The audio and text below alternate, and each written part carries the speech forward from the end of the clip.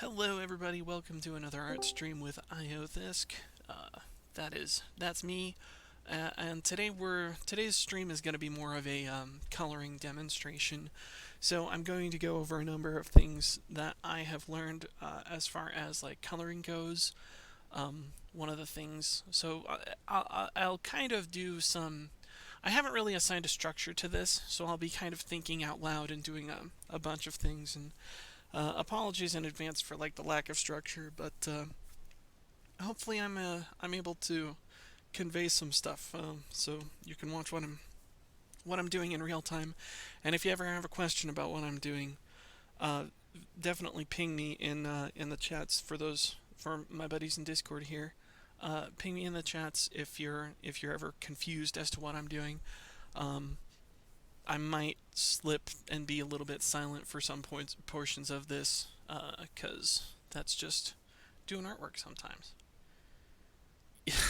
That sounds extremely annoying. Someone yelling at your upstairs neighbor from downstairs. I'm sorry about that. All right, so here we go. So the first thing that I'm going to go over is kind of my default. So my stuff tends to be a little more on the toony kind of comic booky kind of side, um, comic booky manga type of vibe, and for a lot of those we start out with flatting colors, and so here specifically in Clip Studio Paint, there are ways to do this in other programs as well. So definitely look this up if CSP is not your jam, but it's mine. So I'm gonna tell you how to do it in this program. So when you have a completed finished inked drawing here, that is fairly solid. Clip Studio Paint is pretty forgiving. It doesn't necessarily have to be like super solid, but if it's if it isn't, Clip Studio can close a couple gaps. But if it's super solid, and I hope that this one is pretty solid, it should be able to fill things quite nicely. So that's what we'll be doing. We'll be filling with flats. And the important thing to remember about doing flats is that not everything. What you can do two types of flat colors. So you can do. I've got two layers for this, and I'll show you what the purpose is for each one of these. So you've got your unrelated flats and your related flats. And the point of going in with unrelated flats is that like the colors are not going to be the same as what is in the final picture. So, but the important thing to get in your unrelated color flats is to get your value scheme down. So, and an important part of that I haven't put down yet is a correction layer. So let me see here. This is gonna go up there, and I'm gonna have a correction layer over this whole thing. So I'm going to go to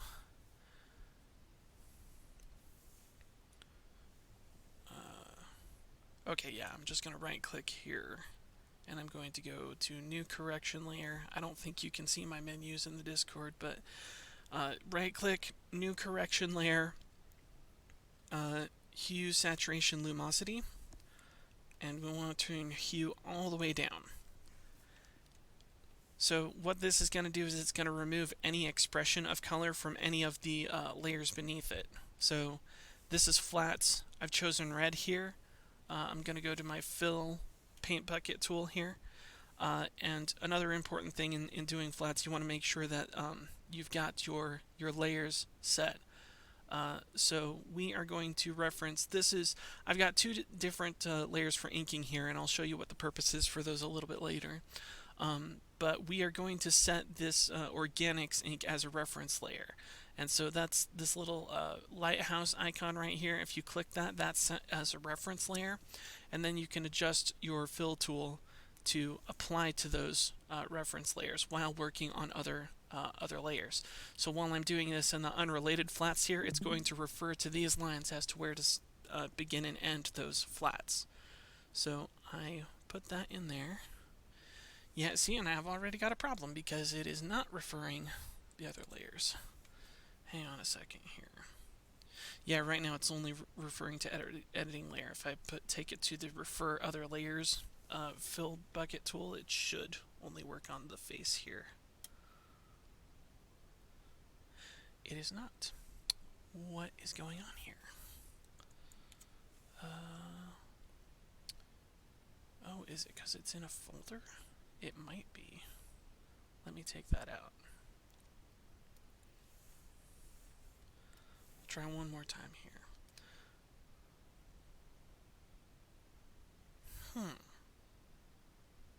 Why is that? Refer other layers. Apply to connected pixels. Area scaling.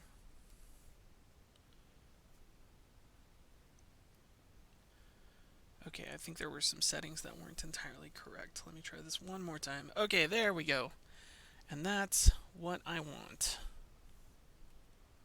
That is not what I want. That is the wrong color. Why is it displaying that color? Taking the hue all the way. Oh, that's wrong setting. Wrong setting, wrong setting, wrong setting. So on this correction layer, you can double click this little triple icon here, and then what you want to do is take the saturation, not the hue to 0, the saturation to 0, because adjusting the hue is just going to change the color values. But yeah, all right. So I've got the correction layer here. Now that it's set to the right effect. If I turn it off, we're going to see this red color here. So the importance of keeping this on is to make sure that we are choosing different values of color. So and that anything that's the same value of color that we want to make important decisions about the values, the grayscale values of our colors. Because if everything is the same grayscale value, our colors are kind of competing with each other too much, and they'll wash each other out a little too much. So yeah. So I'm going back here to flats, and these are unrelated. So like at the end, these are our unrelated flats, and so our unrelated flats are not necessarily the colors that we are looking for in the final pick. I have reference images for the colors of each of these. I've got some paintings that are representative of like what I might want to do with the dragons and with the weapon rack and with the bookshelves and with some of this other equipment here. So I've got some basic color references and some color ideas. So important to have those whenever you're coloring an owned character. But yeah, so we can see that like in the reference image, this dragon is a very light blue kind of color, and so we want to make sure that the different blues each kind of stand out and each kind of have their own purpose in the drawing. So making sure that we do them in different grayscale values is going to help that out a lot. I hope this makes sense. So right now we're just going to do kind of a black and white kind of painting of this. And we're just going to fill in these areas. So what's nice about having the fill tool do all your work is that you're filling these vast areas of color really quickly.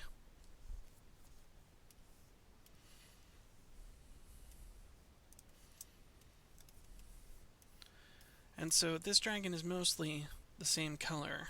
There's going to be some color differences if I'm pulling up the reference. Yeah, their claws and stuff are going to be on the whiter side. So I'm going to choose. This is just another value here, but I'm going to choose that.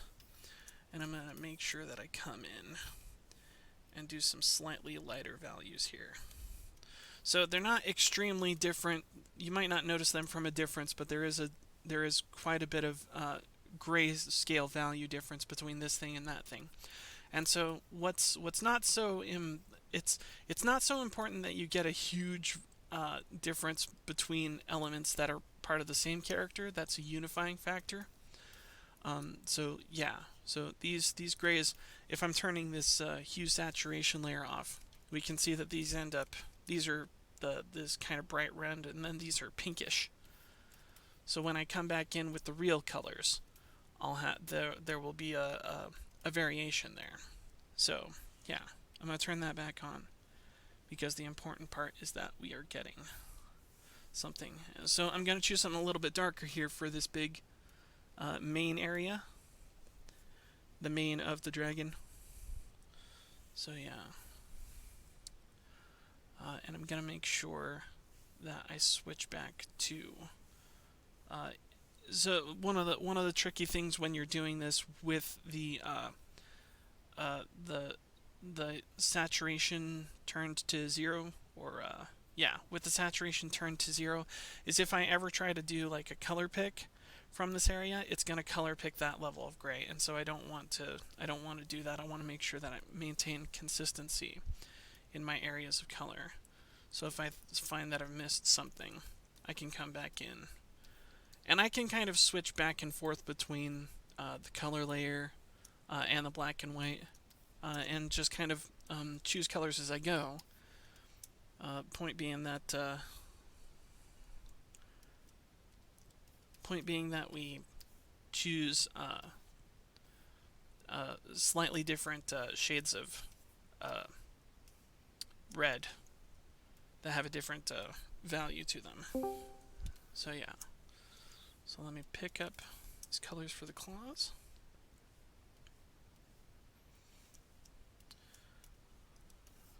We're gonna do this. Yeah, and see, this is one of these areas where, like, in flatting, if you want to make sure that you fill just one area, your inking better be tight, because if it's not, this will happen. Definitely in certain programs. And good thing about Clip Studio Paint is that it's got this close gap feature, which I can kind of turn up. And then you can see it closed this gap right here because it says, oh, hey, something's going on. And it didn't do it perfectly, but it got the area that I wanted and not the area that I didn't.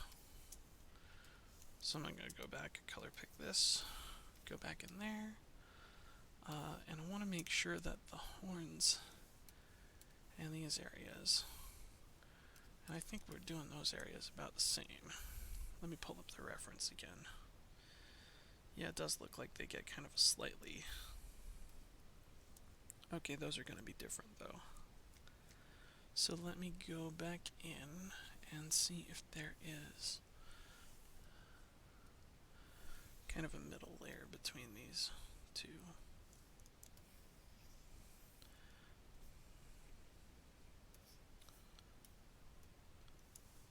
And then maybe want to do the wings. At least those parts of the wings the same type. Alright, let's see what the black and white does to that. And yeah, we have another subtle kind of color difference. So the intensities of the color are going to be different. We wanted this one, I think we wanted this one just a little bit lighter though, so I think I chose kind of the wrong color there. But if I go for that one was the middle, and that one was too much, so I need a value between those two. So I will go about right there. And there. And now we've got, like, the values on the horn are different, at least slightly, from the values here. So we've got 4 kind of shades of red going on here. And that one is not all that different. Maybe I can make it just a little more there. There we go. I think that's, we got this, our lightest pink right here is the horn area, and then a slightly darker and darker and darker as we go along. Just making sure of that. And so I'm going to pick up this, and I'm going to put that there, and I'm also going to put those there. And those colors might end up going over here too. And so if I haven't closed these in the line art, I'm going to need to close them in my flats. So what I'm going to do is I'm going to pick up a hard pixel brush because I want my flats to be hard-edged.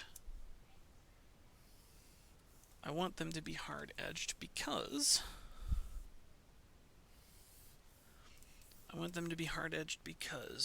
in this particular style of coloring, that's how you do it. So you don't necessarily have to do it this way, but this is an option. So I'm going to go back to the fill tool, and then I'll swap back and forth with the hard pixels, and then I'm going to do that. Looks like I can do that. And I call them hard pixels because we can see clearly there's the color difference right there, right? So yeah, we've got that entire area, and now that that's closed off, I can use the fill tool to kind of lighten that up. And so now, even though it's not the final color that we're looking for in the reference, it's going to have the values that we want if we want to keep that there. So yeah, so we can yeah, that's one of the benefits of doing like unrelated flats, is it keeps you focused on not getting the right color necessarily, but getting the right kind of grayscale value, and making sure that the values all stick out. And so these are all values of like red and pink. We can tell that they're different shades, but yeah, they're all together like that. So since those are like that, I'm gonna use this medium in here with the eyes, and then I'm gonna come back in with this darker one. And then for these kind of darker areas, the nostrils and stuff can be dark. And this is another main area, so we're going to go back there and do that. Alright, and that's this dragon basically flatted. So now you can do it like a character at a time if you like. I figure might as well try that, right? So we've got this correction layer here that's correcting the saturation. So I don't know if you can see this, but if I can pull up another window by double clicking on this thing, and we can see that the saturation is turned to -100. I don't know if you can see that window specifically on the Discord though. Yeah. Yeah, I am screen sharing. I'm sorry if you can't see my menu windows, but like this is a hue, saturation, luminosity, color window here, and the saturation's turned all the way down. If I turn it up, you can see that the colors get a lot more intense. And this is one thing that we can do to there are different things that we can do to these colors, right? So it's the same. I've got the one layer that's job is to turn things black and white. So that's going to be that one. And then I want another one right here. New correction layer, hue, saturation, luminosity, and we are going to play with the hue and saturation on this one and try and get closer to the related colors. So yeah. So I'm gonna turn this layer invisible, so we're not gonna see that one. And then for this one, we are going to play with the hue somewhat. And so since it's red, we shift it towards purple and then blue, and then we can get kind of that. Oh, look at that! Kind of that icy teal blue. That's more of the teal. This is more towards the blue that we like. And so we have changed these unrelated colors to... Oh, what happened? We missed one here. We did it on the wrong layer. Guys, it's the end of the world. It's not the end of the world. I color picked from the wrong spot. This is still on the correct.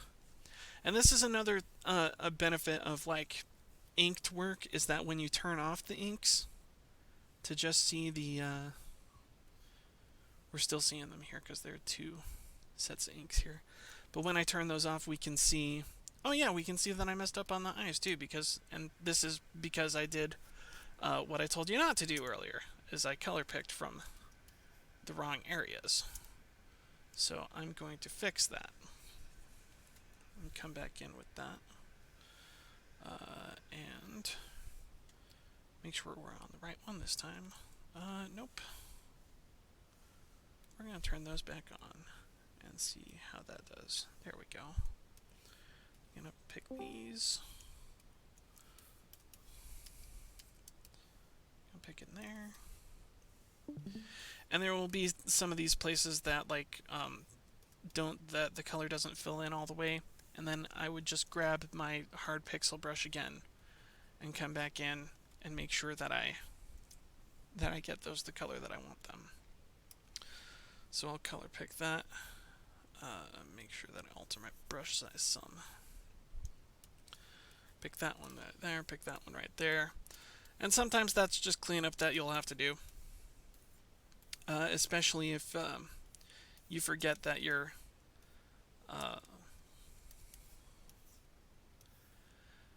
especially if you forget that closed gap is on.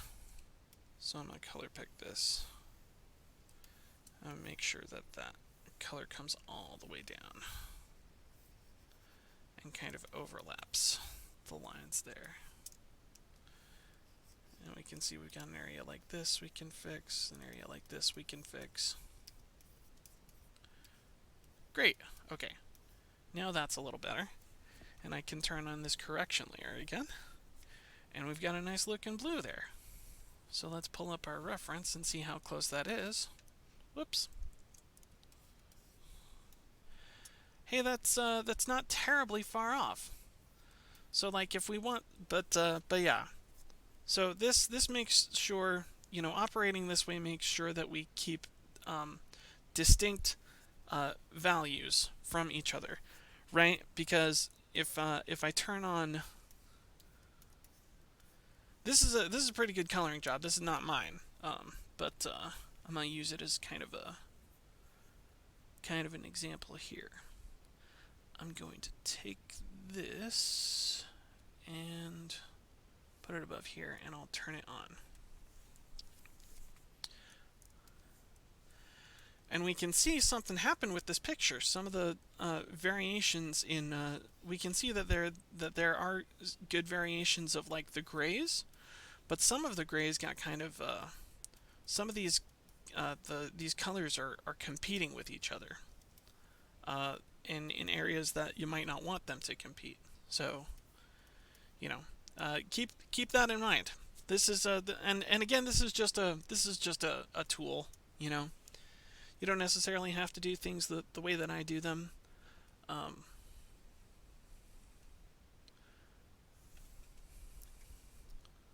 But yeah. So you can turn things, when you turn things black and white, and you can see some clear value differences in your areas. You know, it's going to be different with like a painter style than with this. But you know, it's a tool that you can use. So let me put that back here. All right.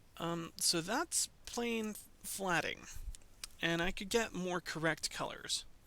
But right now, I'm a little more focused on making sure that the characters stick out from the background. So, like, I want the dragons to be a little more vibrant in color, to look a little bit more alive than the background does. And so I can go back to kind of demonstrate this. I can turn that layer back on again, go back to my unrelated flats, and pick a new lighter color to kind of go into the background.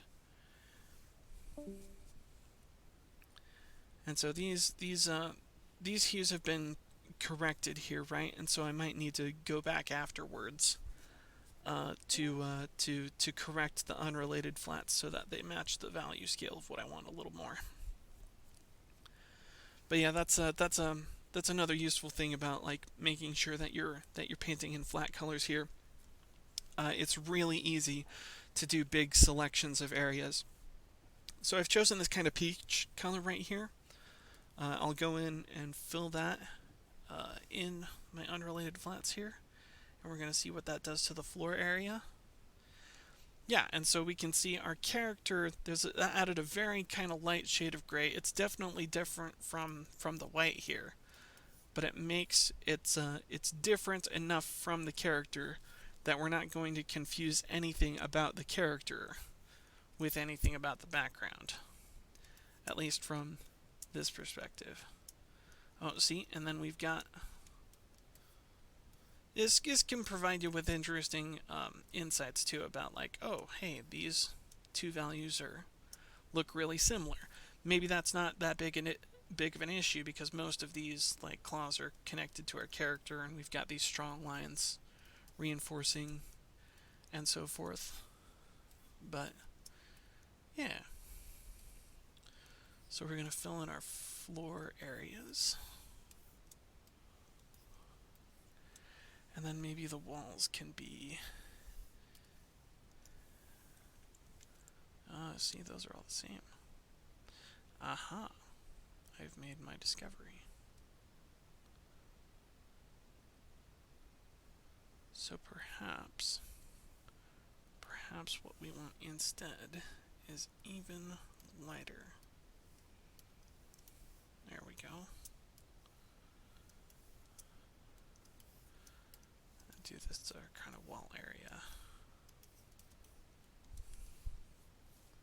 Is that going to be a floor area? Maybe it will be. I could pull out my perspective ruler and really check it, but kind of too lazy to do that right now. But yeah, we can keep doing that, and just keep choosing colors with more or less gray values to make them stand more or less out from the background. So we want the stationery and paper aren't necessarily super important attributes, right? So let me turn off this layer again because I don't want to confuse myself here.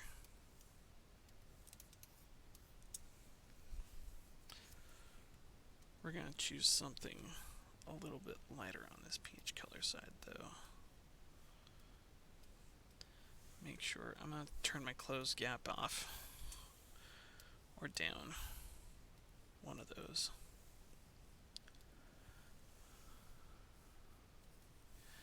And maybe I feel like that's not working. We can always kind of tweak it and turn the contrasts up a bit more if we feel that things aren't popping out of the background.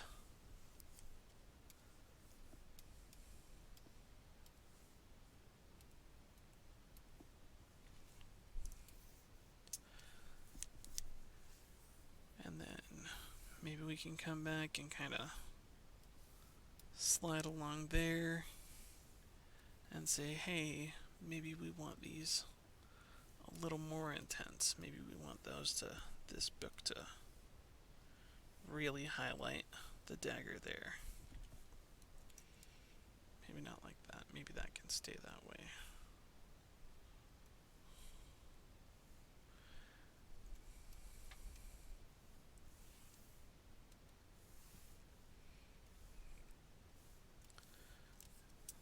And then maybe for contrast's sake, we can do something like really intense right there to kind of pick up interest.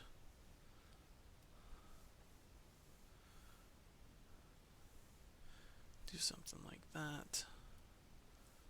And like that, maybe. Kind of paint these areas.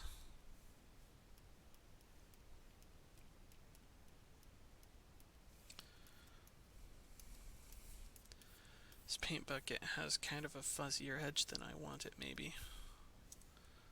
But we'll just kind of deal with that.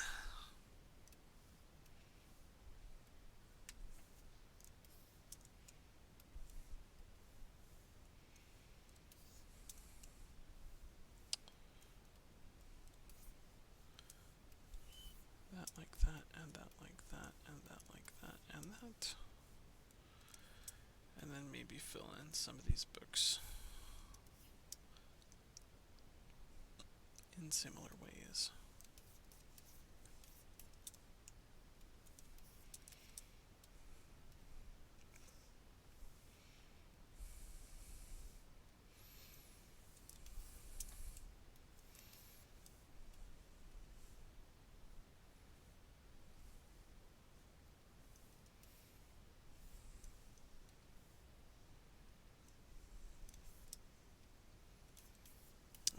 That's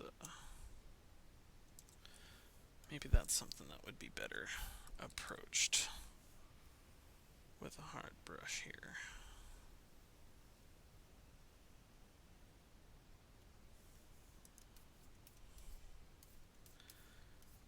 Have quite a bit of latency there.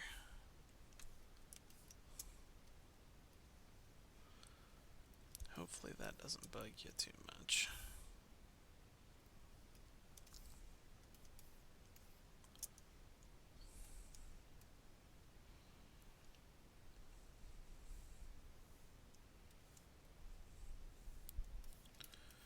And you want to try to maintain consistency. Constancy. Consa. You want to do stuff.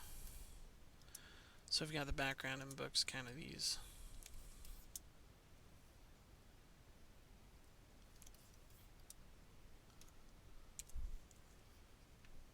Whoops.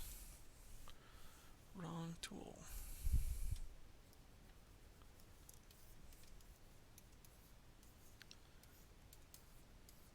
But basically kind of differentiating the character elements in a strong way from the background elements.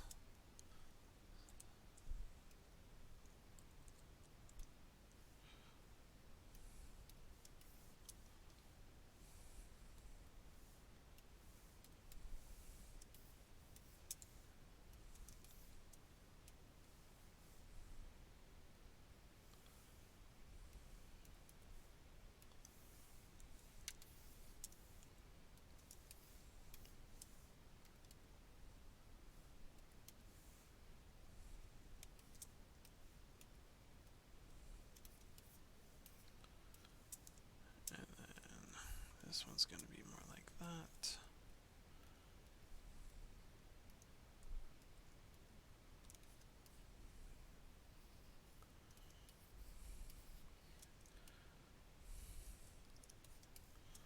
There's going to be some similar stuff going on back there.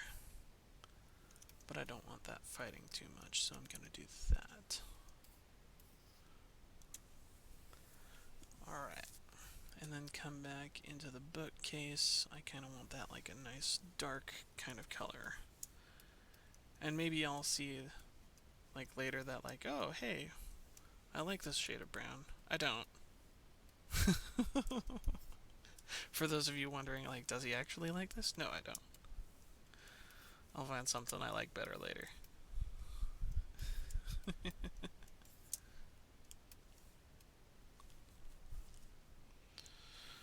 Alright, come back in there with the hard pixel brush. We'll come in a little.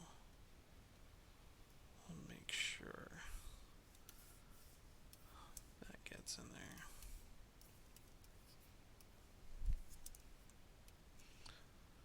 And then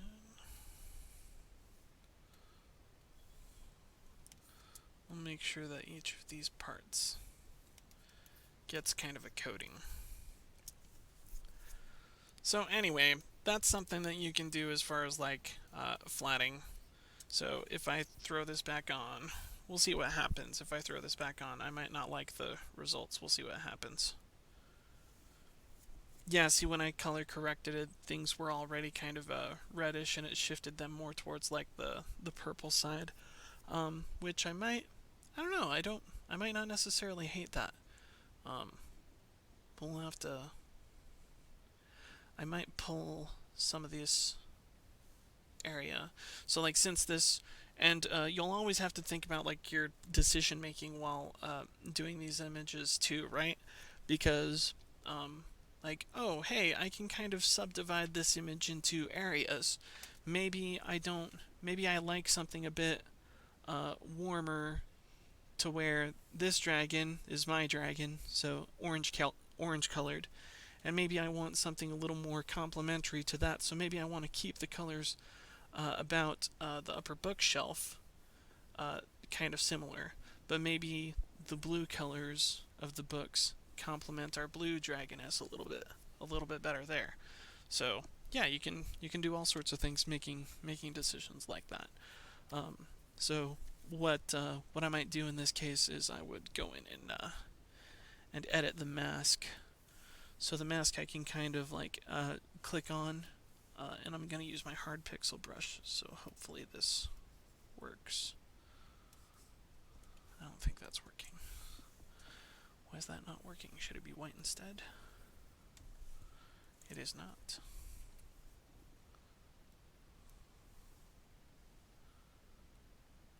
Enable mask. Show mask area.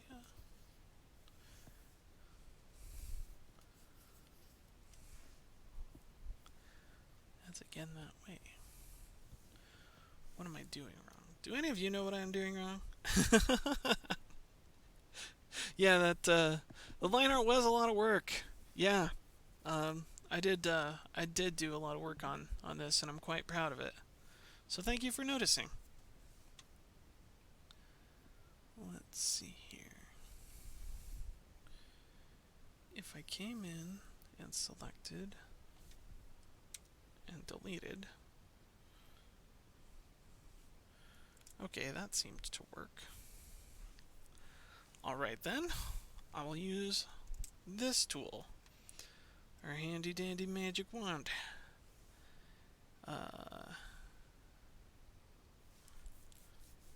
And it has selected the whole canvas because I am not referring to the flats that I wanted.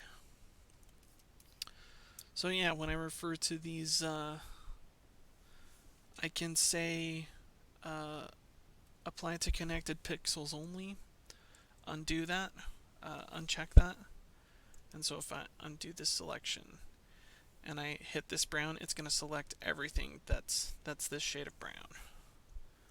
And then I want to select, whoops, and it's gonna do stuff if I'm not careful. Oh, why did it do that? Color margin is 0. It shouldn't have selected those other colors. I am actively relearning this, guys. Hope you enjoy watching me make mistakes, because I definitely am.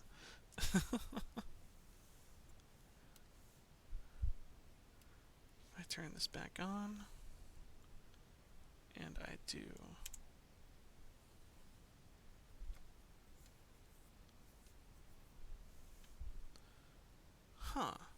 that's interesting. I made it all purple. Why did it make it all purple? I thought that wasn't supposed to connect with it.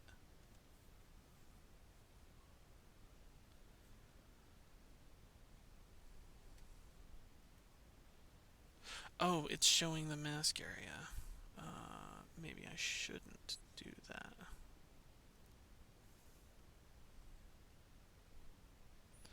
There we go. There we go. Now when I've turned it back on, it does that. Alright, so if I want to... If I want to edit this mask area with like just a hard pixel brush, can I do that? No, I can't. Why can't I do that?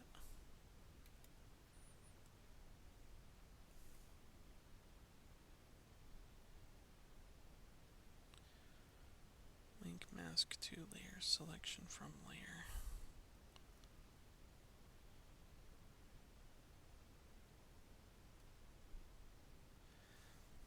If I show the mask area and I try to paint a mask? Is that what I'm doing?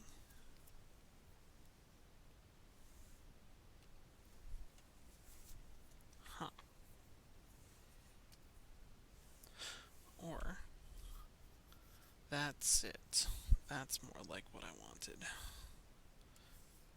Because if I do that, there we go. Okay. It wants. What I wanted to do was erase the mask, not draw over it. Aha. That way I can come back in here. Nah, I bled over the line a little bit. Nah, there's another tool that I can use for this.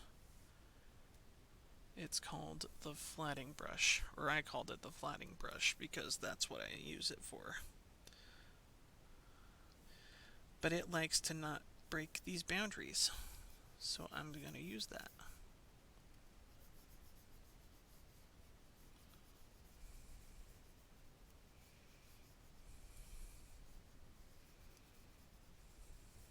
There we go.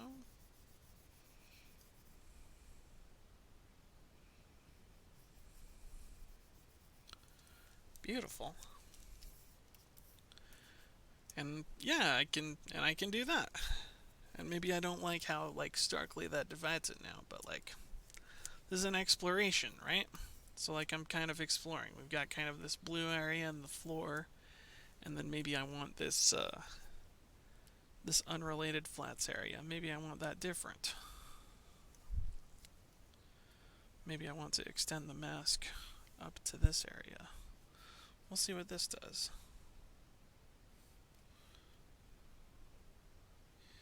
Yeah, that's kind of nice. In Clip Studio Paint, like I renamed this one because it's one of the marker brushes. It's called the Fill In Mono Pen. But I moved that over to like my personal brush set, and I just called it my flatting brush because what it does is it fills in these areas without overlapping the lines, as if you had selected. It's pretty great.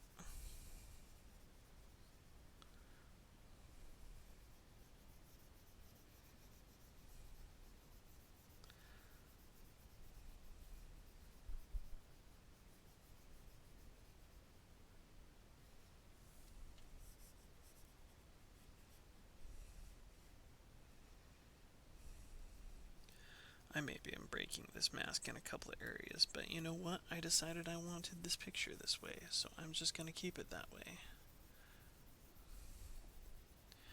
And if it ends up being a million layers, well then so be it. But yeah, so it's nice to have these kind of like unrelated flats areas. But yeah, so I'm going over time. No, I'm not. I got like 15 minutes left though. To display something a little bit different. Okay, so this is you can kind of get the idea. This is flatting. So I'm going to show you a little bit about how I shade things now. And there are two ways that I kind of go about it depending on how I'm feeling that day. So what I have here is I have shadows set on a difference layer, and what that does is it the darker, or rather I believe the lighter the shade you're painting, the more it's going to look like an opposite color. So like I go in there, and if I did like a straight white, it would be the opposite color, right? So if I did it closer to black, it's more like it's doing more to that color. But basically, what that is doing is shading on a difference. If I did it straight black, I see no difference here, right? But if it's close to black, I can get something in there. The thing I like about shading this way is that I'm not introducing more black to the image. Like I already have my lines there. I don't need to like mud up this image anymore. I want to keep it like nice and bright and colorful. So like shading it on a difference layer here allows me to come in and shade according to color. So I'm kind of doing it with the same brush here, but we'll see just how that goes.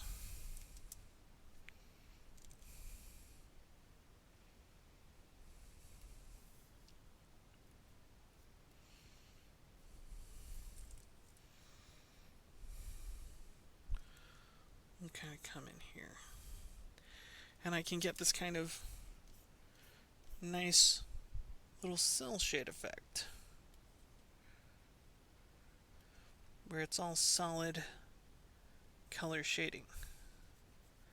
And things are going to be a little darker down here.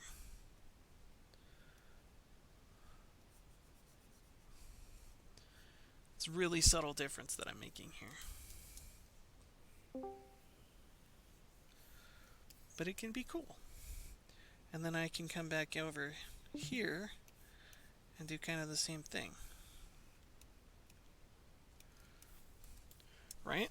And if I want the shading to be a little more intense towards the other side, I just have to move up the scale a little bit. And then it's adding more and more of like the opposite color, but not muddying it up necessarily. So like I can come in here and want like, say I want a kind of a much darker kind of shadow there. Right?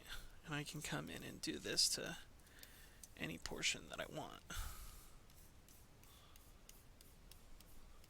And I can use any brush that I want. I'm just using these like hard pixel brushes because I like very distinct areas of color. To where I'm using the flatting brush is kind of a dumb idea. So if I just use this flat brush, there's a bit of smoothing on it. There we go. And that does things a little bit better maybe. A little bit smoother. Smooth these areas out some. There we go. And then go back to the darker colors. To try and keep that in line. But yeah. So move a little bit lighter and you get something closer to that. But yeah, I like shading on a difference layer because it changes the colors without like muddying them up. But it's weird. And then if I wanted like if I shaded like with a white and say I changed to like a soft airbrush, I can start shading the character using the opposite color. So like this is a blue character, and I can come back in with some white and do shading in an orangey kind of way, and that can be kind of interesting in its own way and have its own effect. I don't really like how this is turning out, but I'm just kind of like experimenting with it, you know? Play around, because sometimes it's cool. And sometimes it's just kind of like, oh my god, why did I do that? That's okay. It's a learning experience. And then also it's good to try to stick with it. If you're like, I don't know if this is working, just stick with it for a while and see if you like it. And I'm not at this point, but there might be some other point where I come in and be like, you know what? Maybe I like that in another scenario, but I don't like it in this one. So I'm going to come back in here with the hard pixel brush and in the eraser mode and just kind of erase that. I'm going to change the I'm going to turn the stabilization off because I don't want that latency in there anymore. Yeah, but keep it in mind it will erase that as well if you go in there like that. So you might end up having to redo a couple things, but if you keep it towards the darker side of the spectrum. And then if you want to, keeping your colors straight at this point can be a little bit difficult working with the difference layer. And so I'm working with different shades of like black and white is how I'm like altering the colors here. So just need to remember that I'm closer there than I was. And see, now I found the right color again. No, that's not quite right.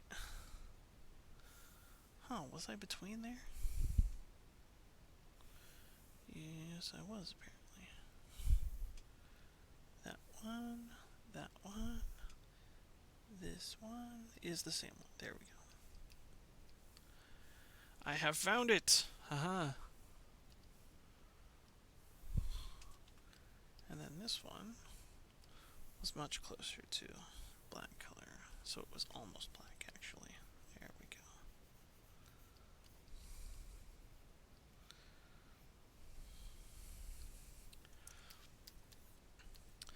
And so you can always change your layer mode if you're trying to work details and you're like, oh hey, I like all of those, but I'm trying to make sure that there's consistency there.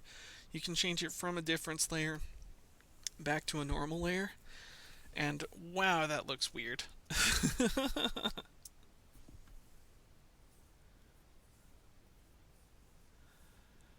But that's okay. We can come back in and erase some of that. So it looks like the straight black didn't do anything. That's okay. Some experimentation here.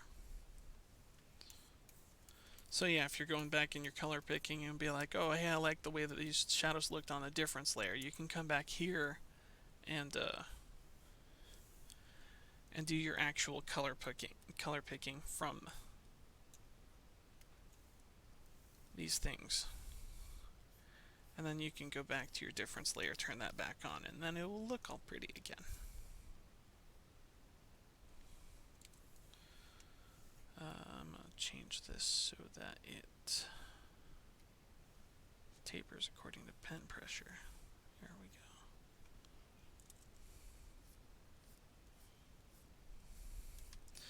Still a hard brush, but it tapers according to what I want.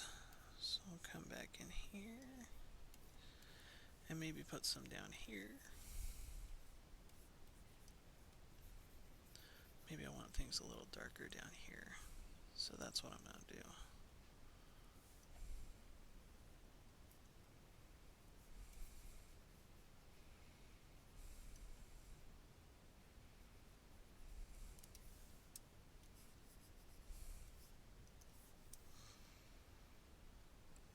Maybe it's a little darker back there. But yeah, once you turn the difference back on, you got some nice kind of soft looking cell shading type of stuff going on, which is super cool. I happen to like the way that looks. So maybe you don't, that's okay, people are different, but yeah, we can see that effect kicked in there. So shading with a difference layer. The other way that I shade sometimes is using color.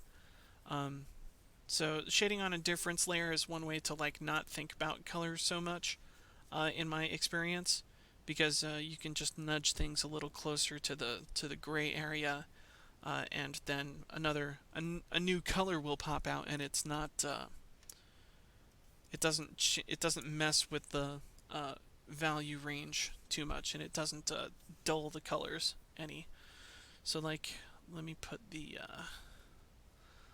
this correction layer back on and see what happened here. Yeah, so there's still got some shading there, and we can tell that there are differences still. And I would go back in and work this, and like maybe if I didn't want it cell shaded, then I could come back in with another technique, a more painterly technique. But it looks like I'm almost out of time. Did you guys have any questions?